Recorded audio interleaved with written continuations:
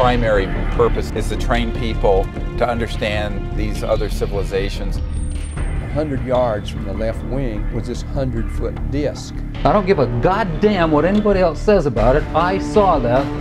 But who do you tell without them looking at you like this? You ain't wrapped too tight. And I was a part of a United States Air Force cover-up for 18 years.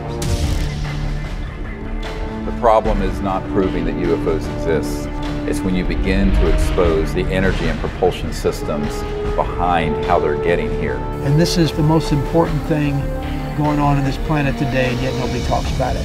In the councils of government, we must guard against the acquisition of unwarranted influence, whether sought or unsought, by the military-industrial complex.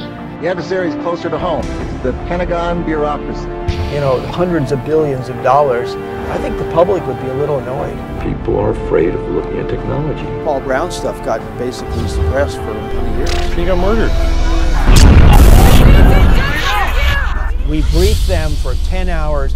They ran scared.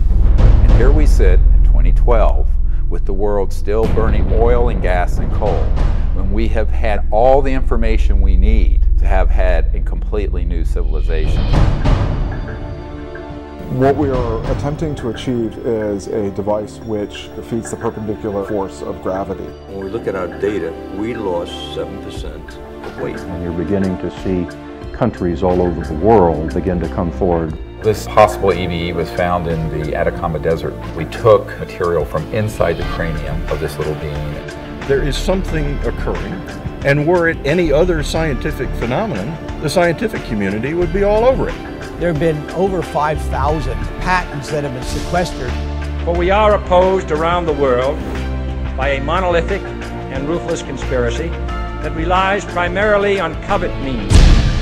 What we have to do is pave the way for these leaders. Because if the people will lead, the leaders will follow. And it isn't about overthrowing the Pentagon, it's about leaving it behind.